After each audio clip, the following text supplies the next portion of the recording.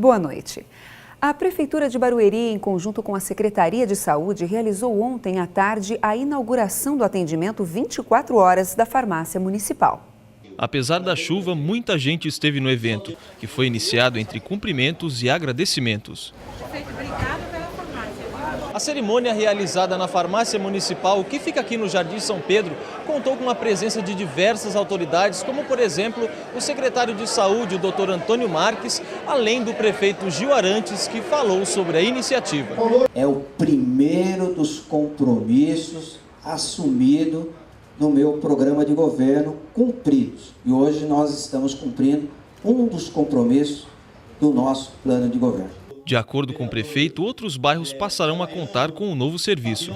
Essa farmácia municipal é a primeira. E depois nós queremos levar esse benefício também do Parque Imperial, que fica longe para atender o Parque Imperial e o Jardim Mutinga. E também vamos levar a farmácia 24 horas para a região do Parque dos Camargos, Vale do Sol, em função até da distância que essas pessoas que residem nesses locais estão daqui do centro de Barueri. E os que moram longe da unidade que fica próxima ao centro também serão beneficiados. Nós temos hoje já uma distribuição dos medicamentos em casa, tá? E nós vamos intensificar isso também, tá certo? Que seja depois uma particularidade que é hoje, entregar alguns medicamentos, mas que todo munícipe possa receber em casa. Aí você não precisa abrir uma farmácia 24 horas. Nós deixamos essa aqui, que é para não fechar durante o final de semana todo, e, tá certo? E aí a entrega também em casa, que acho que vai ajudar bastante. Outras autoridades, como vereadores e secretários municipais, estiveram presentes, mas a maior aprovação veio de quem usa o serviço. É bom demais, tá precisando mesmo. E a garantia de que as portas daqui não serão mais fechadas veio das mãos do próprio prefeito. A Secretaria da Mulher de Barueri lançou um programa para perda de peso. O Barueri Menos Uma Tonelada oferece treinamento físico e palestras que vão ajudar as mulheres da cidade durante 90 dias a perder a maior quantidade de peso possível. Podem participar mulheres com idade a partir de 18 anos, inscritas nos centros comunitários da cidade e também no Espaço Mulher. As inscrições já estão abertas e se encerram no dia 9 de março. Para mais informações, basta ligar para a Secretaria da Mulher no número 4706 4046. O quadro de saúde dessa semana tem como tema a comunicação. Como os pais devem estimular a fala nas crianças pequenas? Quando a criança nasce, ela é exposta de diversas maneiras ao mundo linguístico. Tudo é novo, inclusive para a família. Logo já são vistos os primeiros sinais de comunicação, que muitas vezes se tornam a maior diversão entre os parentes. Mas se o pequeno, por volta dos 5 anos, estiver experimentando dificuldades em falar, é preciso consultar um especialista. A primeira coisa eu acho que é procurar realmente a orientação de um profissional fonoaudiólogo para determinar e ver o que é de responsabilidade da família, o que tem de atraso real e a partir daí o que é de competência da fonoaudiologia ou o que precisa de uma intervenção multidisciplinar para um diagnóstico diferencial. Às vezes uma orientação familiar dá conta, às vezes você precisa de uma intervenção com a criança, às vezes você precisa da intervenção de outros profissionais, até para descartar que eventualmente tem alguma patologia que ainda não tenha sido percebida pela família. Por exemplo, uma deficiência auditiva. Às vezes o paciente chega com 3 anos, mas sem nada de comunicação verbal, uma das primeiras coisas que a gente precisa descartar é se tem algum comprometimento auditivo ou não.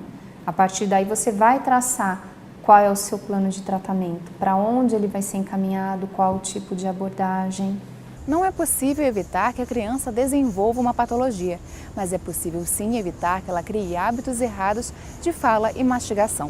Segundo a fonoaudióloga Sandra Viriato, as estimulações do dia a dia são primordiais para o seu desenvolvimento. Alguns erros que são bastante comuns de acontecerem. Muitos pais infantilizam muito a fala da criança, usam muito diminutivo e com isso acabam ensinando para a criança um vocabulário que está errado, que é inadequado. Então o pratinho, o patinho, a bonequinha, o carrinho. E a criança vai aprendendo que esse é o nome daqueles objetos. Quando na verdade não é, e depois ela vai ter um outro trabalho, que é aprender o nome correto. Uma outra coisa, quando os pais acabam antecipando demais o que a criança fala. A criança começou a se desenvolver na parte da linguagem, ela quer te contar uma história, ela quer te contar alguma coisa e ela tem que pensar, ela tem que ter o tempo dela para pensar, para se organizar, para falar.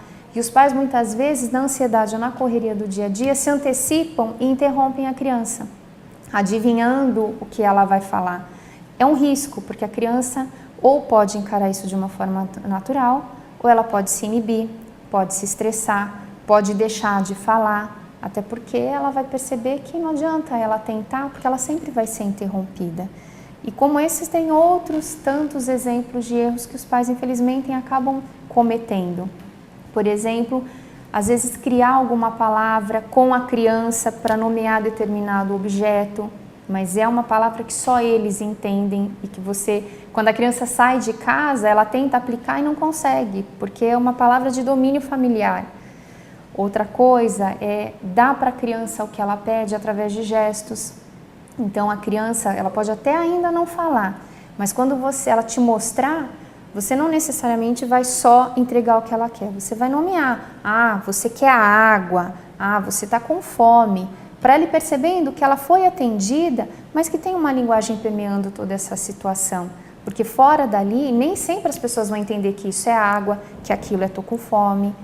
Então são dicas que a gente acaba passando para os pais no sentido de minimizar alguns atrasos que podem eventualmente acontecer. E a partir daí eu acho que a criança tem tudo para ter um desenvolvimento tranquilo. E se esse desenvolvimento tranquilo não acontecer, é hora do sinal de alerta, procurar um profissional para que, se for necessário, a intervenção seja feita de forma precoce, garantindo que a criança, a partir daí, tenha um desenvolvimento normal. Os tratamentos para as crianças que apresentam problemas são específicos para cada patologia.